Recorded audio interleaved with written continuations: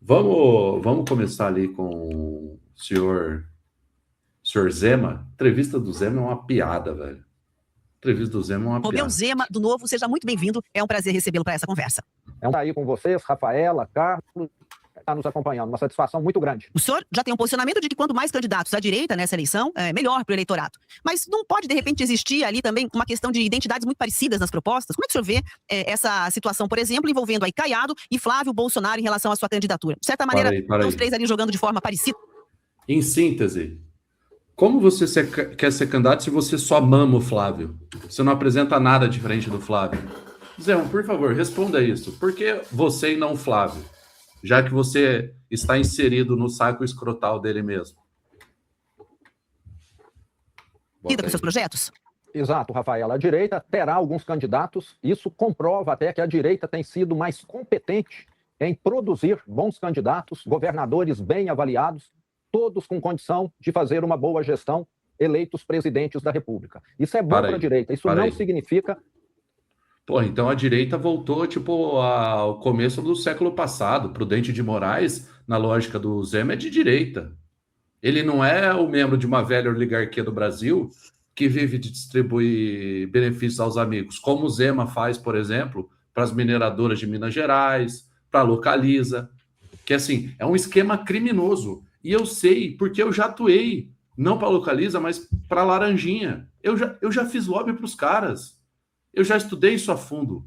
É um esquema criminoso. Criminoso.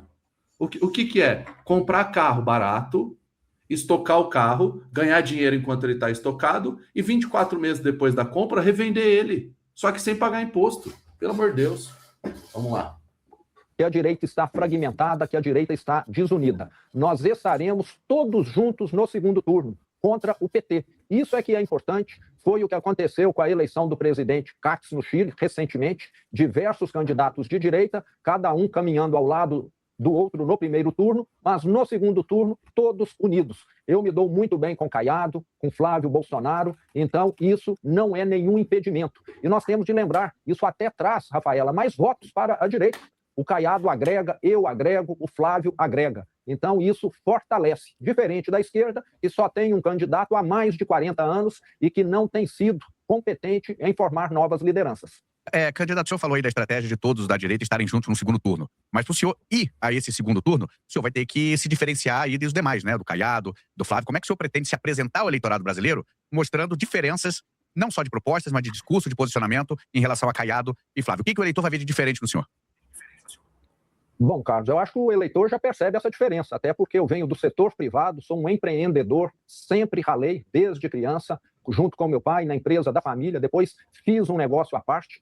O brasileiro sonha em empreender, em dar certo na vida e não em ficar com um cargo público. Então, eu tenho uma trajetória muito diferente dos demais candidatos. Eu sou alguém que vem do setor privado. Fui governador de Minas por 7 anos e 3 meses e levei essa visão do setor privado para o governo de Minas. Minas Gerais, durante a minha gestão, e ainda é o estado que tem menos secretarias no Brasil. Todos os secretários selecionados, como uma grande empresa faz, pela sua competência, todos produzindo bons resultados, com metas para cumprir, um governo sem corrupção, sem escândalo, qualquer coisa que começou a cheirar mal, na hora foi extirpada, foi colocada para fora, que é o que um bom gestor faz antes que o incêndio cresça e tome grandes proporções, e é isso que o Brasil precisa. Eu não tenho visto os demais candidatos estarem tão indignados como eu estou com relação ao Supremo Balcão de Negócios lá em Brasília. Será que eles não podem criticar? Para aí. Há um ano atrás, o Zema estava falando que não era juiz, que não poderia opinar sobre nada. Esse cara recebeu R$1 milhão da família Vorcaro, do pai do Daniel Vorcaro. Como que não tem nada a ver? A Zema Financeira atua na questão de consignado. Pelo amor de Deus. Aí, olha, eu estou indignado agora, eu até pedi um impeachment. Mais um de 80? Que maravilha. Nossa, que estratégia maravilhosa. Tá dando super certo. Volta para frente aí. situação tão grave, uma situação que está causando tanta indignação, e eu tenho já gestões que se comprovaram eficientes, tanto no estado de Minas, que era um estado arruinado pelo PT, mostrei que é possível consertar aquilo que o PT estraga. Acho que nenhum outro governador teve de consertar tanta lambança do PT quanto eu e a minha equipe tivemos de 2019 até o mês passado. Então, isso também comprova que é possível dar jeito nessa pouca vergonha que nós estamos tendo. Minas Gerais era um estado arruinado, arrasado, sem credibilidade, dominado pela corrupção. E hoje é um estado que cresce acima da média Brasil e está saneado. E qual que é a política econômica que o senhor vai propor, vai apresentar ao eleitorado brasileiro? Por exemplo, essa questão de tentar controlar a inflação com juros altos, hoje aí quase 15%. Vai ser uma estratégia parecida? Vai ser completamente diferente? O que o senhor pensa para a área econômica do país? Carlos, o mercado responde muito rapidamente a medidas de responsabilidade.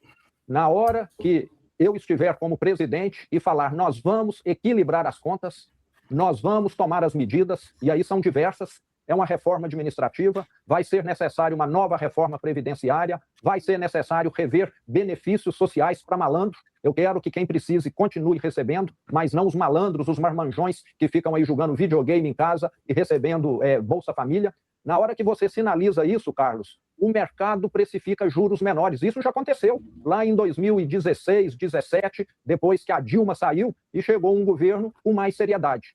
Você fez isso, a taxa de juros começa a cair. E taxa de juros menor significa vida melhor para o brasileiro, que vai poder pagar prestações menores na hora de comprar o seu celular, a sua moto, o seu carro, financiar a casa própria. Significa que as indústrias, as empresas vão investir mais em modernidade, em novos equipamentos.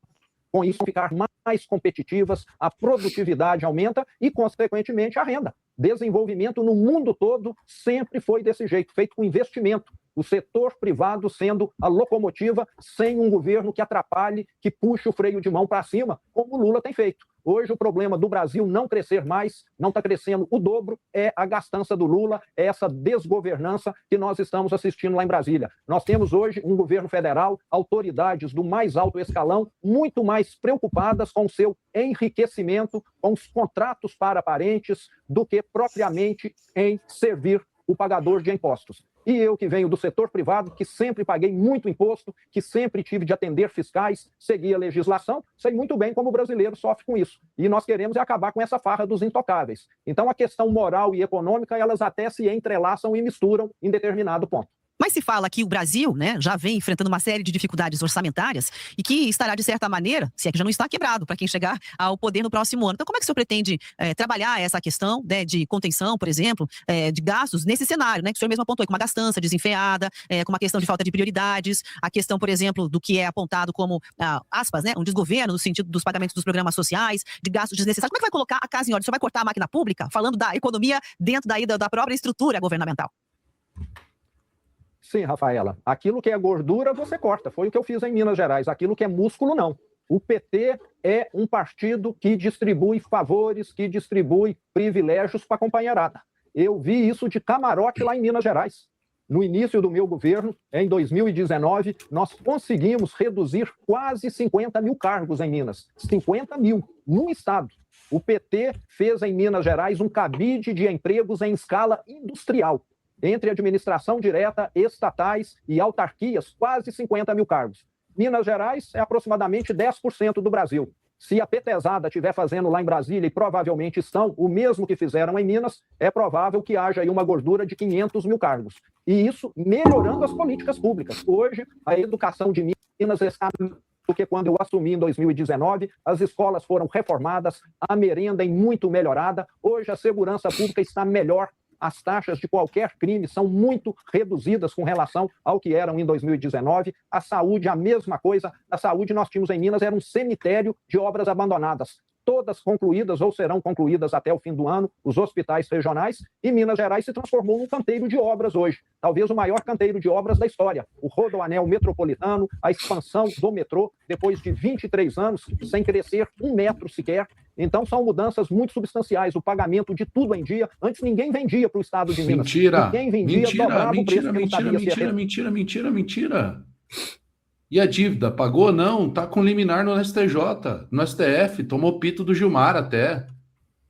que foi criticar o STF e o Gilmar falou, porra, mas você só tem a sua gestão garantida por causa da porra de uma liminar do STF, por causa do STF. Pelo amor de Deus. Falar que não, que acertamos tudo, tal. Ô, França, o Minas Gerais tem mais de 30 mil moradores de rua. Isso ele não fala Então, que consertou, né? Tá maluco.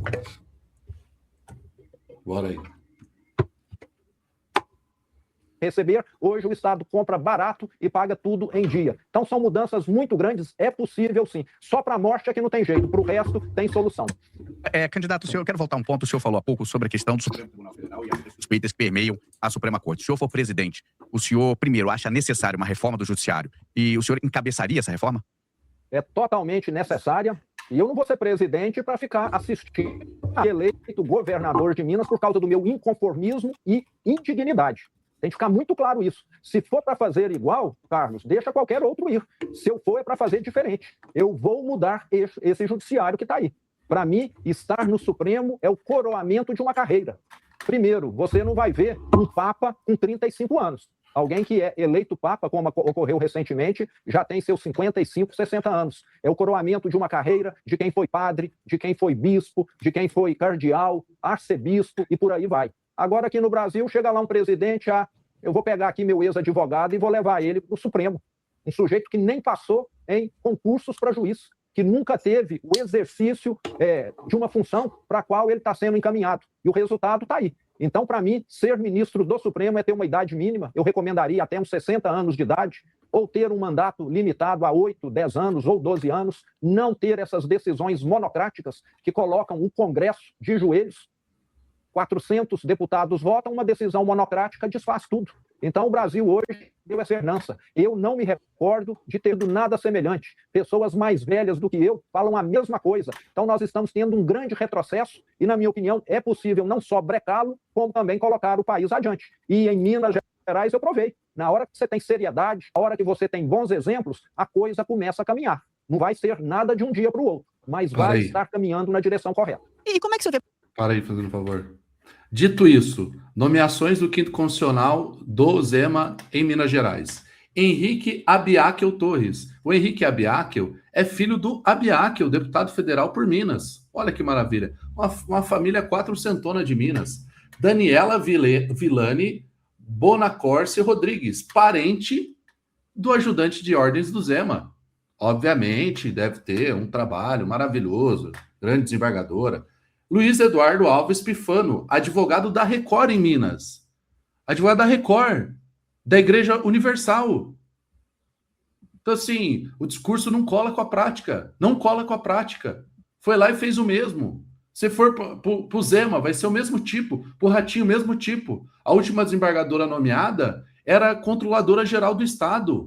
O Ratinho fez jantar de campanha para que ela fosse eleita. Pelo amor de Deus. Ah, puta que pariu. Sério. Por exemplo, né, a possibilidade de uma composição. Quem seria seu vice? Que partidos o senhor enxerga que poderiam compor essa pré-campanha, essa pré-candidatura mais à frente ao lado do Novo? Rafael, eu gostaria muito de ter, primeiro, uma mulher, se possível. Eu fui o governador de Minas, fico fazendo propaganda, né, como a esquerda faz. Nesse ponto, até eles são bons, mas costumam mentir muito. Mas eu fui o governador de Minas que mais nomeou desembargadoras para o Tribunal de Justiça. Ajudante de ordens do... A esposa do ajudante de ordens. A esposa do ajudante de ordens. Perfeito. Então, primeiro, eu gostaria muito que fosse uma mulher. Se não for uma mulher, que seja um negro. Conheço pessoas de cor extremamente capacitadas, extremamente... Meu Deus do céu. Temos que fazer tudo que o PT faz, senão o PT volta. Meu Deus. Qual que é o recorte do Zema? Um arquiteto, um advogado, uma engenheira, um ex-juiz, uma servidora pública? Não, uma mulher ou um negro. Meu Deus do céu. Cara, assim, é um pessoal, é alguém do pessoal que está coordenando a campanha do Zema, não é possível. Não, eu tenho representatividade, aqui eu tenho uma mulher. Tá, mas o que essa mulher faz? Não, ela é mulher. Não, ele é negro. Por que você não traz uma mulher negra, Zema? Já que você quer pagar pedágio, traz uma mulher negra. Tá pago o pedágio. Aí ninguém vai te chamar de escroto, de reacionário, e você vai poder mamar o Flávio Bolsonaro tranquilamente. Pelo amor de Deus. Pô, coloca o superchat aí, pô. Coloca o link do Superchat para nós. Cara, como que pode, velho? Como que pode? Que retardado mental, velho. Bora. Comprometidas. Então, sou muito favorável a ter alguém diferente de mim no que for possível. Isso é que cria, vamos dizer, boa gestão, são ideias divergentes, ideias distintas. Esse governo tem procurado fazer, e principalmente o Supremo, é calar a boca de quem discorda. Eu quero fazer o contrário. Na hora que você pensa diferente de mim, é que eu vou ter condição de enxergar alguma coisa, de encontrar uma solução mais criativa. Nós estamos vendo lá em Brasília perseguição a quem pensa diferente. Tira alguém do PC do bem, então, pô. Não, olha lá. Não, em Brasília estão sufocando quem pensa diferente. Coloca alguém do PC do B para trabalhar com você. Coloca um cara, um lavrador de maçã lá de Santa Catarina, pô. Cara que fica colhendo maçã, faça isso, já que é para pensar diferente. Pelo amor de Deus, cara. Puta que pariu. Agora, candidato, o senhor falou que mantém essa candidatura, a pré-candidatura à presidência. A gente sabe, principalmente agora nesse período aí, até as convenções, que o senhor vai sofrer aí pressão, né, para que faça uma escolha aí, né, talvez ir para a candidatura do Flávio como vice, do Caiado, enfim, essa pressão vai aumentar agora nesse período. O senhor teria algum impedimento de ser vice ou do Caiado ou do Flávio Bolsonaro, ou o senhor absolutamente não pensa nisso? Ô, Carlos, eu não penso nisso. Como eu sou do Partido Novo, que é um partido comparado aos grandes, relativamente pequeno, com toda certeza eu não teria a oportunidade de levar adiante várias dessas propostas que eu comentei aqui. O Novo ia, de certa maneira, e eu também, ver muitas dessas propostas um tanto quanto desconsideradas ou até mal vistas. E se for para fazer igual, como eu falei... Qual proposta? Comigo. Agora, se for para fazer diferente... Qual proposta? Qual que ele falou aí? A única proposta que ele tem é cortar cargo comissionado. Tá de brincadeira. Tá de brincadeira. Bora. E o Brasil precisa fazer diferente. Fazer o igual, Carlos, está aí. É contrato de 129 milhões, é o assalto aos velhinhos do INSS, e tudo isso depois de 20, 10, 15 anos, pós-mensalão, petrolão, pós-Lava Jato, pós-mala de dinheiro, pós uma série de outros escândalos, o que demonstra que o Brasil não evoluiu. E eu quero que o Brasil evolua. Se for para continuar como está, eu acho que a política de sempre vai continuar dando conta do recado. Dato, enquanto o senhor se coloca como pré-candidato... Igual a Operação Rejeito em Minas Gerais, né? Que prendeu membros do governo de Minas Gerais por fraude em licença ambiental para mineradora, né? Igual a Operação Rejeito. Ninguém vai citar a Operação Rejeito? De setembro do ano passado? Esquecemos já? Vamos lá, assim, ó. Pessoal, sintam a diferença. Sintam a diferença da entrevista de ontem para hoje. A entrevista de ontem era o Renan socando proposta e os caras sendo céticos, testando o Renan, pressionando o Renan. Vai. E o Renan aqui, ó, uma apertada, ele tomava uma apertada, devolvia, saía. Aqui não.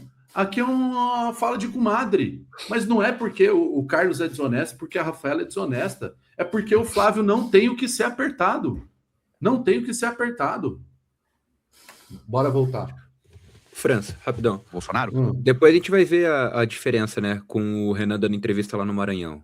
O Zema, ele não fala em nenhum momento em impeachment dos ministros. Ele fala só da reforma e só.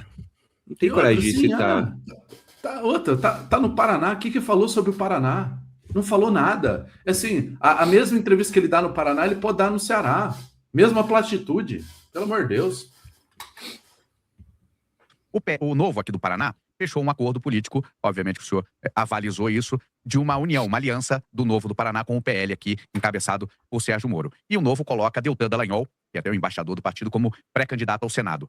Esse acordo está selado, não muda, independentemente da sua candidatura presidencial? Carlos, esse acordo, pelo que eu tenho conhecimento, está selado. Eu ressalvo aqui que o Novo tem uma governança. Eu fui mandatário, sou candidato, então, de certa maneira, eu sou impedido de participar do diretório nacional, estadual, que tomam essas decisões. Mas eu fiquei satisfeito.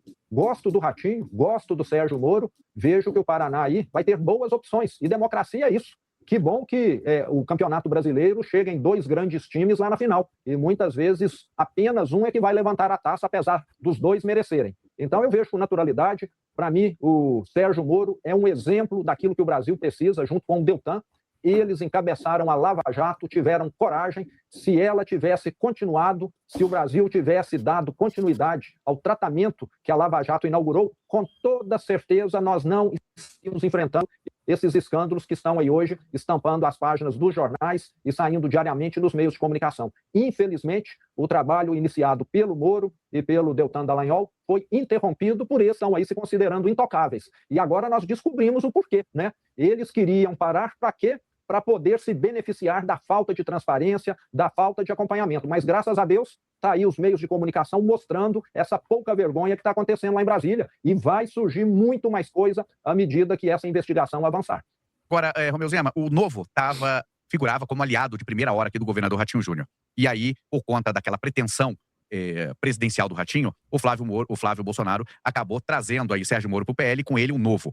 Após esse movimento, o governador Ratinho Júnior chegou a lhe procurar para tentar trazer novamente o Novo para o arco de aliança do PSD?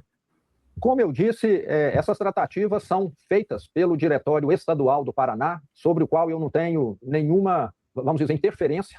Eu mal acompanho o que acontece no Diretório de Minas, que tem lá diversas pessoas e um assento. Eu sou impedido, o Novo tem essa governança, ele segrega. Quem é candidato, quem é mandatário, não pode estar nesses diretórios municipais, estaduais e federais. Mas o Ratinho não me ligou, mas conheço, admiro o trabalho dele e admiro do Moro também. Na política, Carlos, em alguns momentos é igual o seu amigo. Você vai para a quadra de tênis com ele, ali na quadra você é adversário, quer ganhar o jogo, mas acabou o jogo, independentemente do resultado, você vai assentar com ele ali, tomar uma cerveja, tomar um vinho ou contar piadas. Então, acho que a coisa tem de ser vista por esse lado, nada impede que continuemos próximos e querendo um Brasil melhor. Bom, a gente está se aproximando aqui, né, do final da entrevista, mas eu preciso perguntar sobre a visão que o senhor tem em relação à questão da polarização, né? Os seus concorrentes aí à presidência, 2 deles, acabam tensionando nesse sentido, Lula e Flávio Bolsonaro, enquanto Caiado vem com o discurso de que o Brasil precisa se afastar da polarização, né, e encerrar esse processo. Qual é a visão que o senhor tem sobre essas eleições, né, e essa questão dos polos também no nosso histórico aí de debates e discussões nas eleições anteriores à presidência? Será que dessa vez vai ter espaço para uma nova via? Ô, Rafael, acho que polarização em diferentes graus sempre existiu, né? Conservadores e democratas e republicanos em outros países, esquerda e direita, os nomes variam. O que nós não podemos, e me preocupa, e acho que a maioria dos brasileiros é contrário, é o radicalismo, né? Isso é que é ruim. É alguém tratar mal um outro familiar, um vizinho, porque não compartilha dos mesmos princípios políticos. Mas eu encaro com naturalidade esse tipo de divergência, isso faz parte de toda a democracia, e que bom que existe, porque se todos pensassem iguais, não precisava nem ter eleição, né? Alguém que fosse unanimidade já estaria automaticamente escolhido. E nós temos de lembrar, irmãos que foram criados na mesma casa, pelos mesmos pais, pensam diferente. O que dizer, então, de pessoas que tiveram vidas completamente distintas? O que nós precisamos aprender no Brasil, e que eu sou totalmente favorável, é diálogo, é você ter a oportunidade de se manifestar sem ser agredido. Eu acompanho, às vezes, aquilo que eu publico na rede social e vejo muita gente lá me agredindo, falando coisas absurdas. Isso eu discordo, mas não vou mudar o mundo por completo por hora. Mas no longo prazo eu tenho certeza que eu estou contribuindo por essa mudança. Até porque tem uma forma de falar, como eu acho que essa entrevista, eu não preciso xingar ninguém, agredir ninguém para colocar o meu posicionamento. E acho que muitos políticos deveriam ir nessa linha, porque eles estão muito mais xingando e agredindo do que fazendo propostas. Para encerrar, vou deixar aqui um minuto. Zema moderado. Eleitores do Paraná. Bom, Rafael e Carlos, eu quero agradecer essa oportunidade de estar aí com vocês e quero deixar claro que eu acredito muito no futuro do Brasil. O Brasil já superou desafios que eu considerava insuperáveis no passado. Vou dar aqui 2 exemplos. O primeiro deles, a hiperinflação. Lá em 94, nós fizemos o Plano Real, o PT foi contra, tudo que dá certo o PT é contra, que acabou com a inflação no Brasil. Então, uma vitória dos brasileiros. Eu fazia lista de preço 2 vezes por semana. Fazia lista na segunda-feira e na quarta ou quinta-feira, devido ao tamanho da inflação. Isso foi superado, graças a Deus. No Brasil, quem tem menos de 40 anos nem lembra que nós tivemos esse inferno aqui no passado. Outro ponto que o Brasil superou também, muito em virtude do agro, da pecuária nossa, é que hoje nós somos um país que temos reservas internacionais. E isso é um colchão de segurança. Como empresário, fui diversas vezes surpreendido por maxi desvalorização da moeda, fui dormir com uma dívida de 1 milhão e acordei com uma dívida de 2 milhões. E hoje o Brasil está na mão de intocáveis corruptos que vivem aí às custas de quem sustenta esse país, de quem trabalha, e nós precisamos acabar com essa farra. Já melhoramos e agora é acabar com essa farra desses intocáveis, dessas pessoas que se consideram acima da lei. Muito obrigada pela entrevista, foi um prazer ouvi-lo mais uma vez aqui na...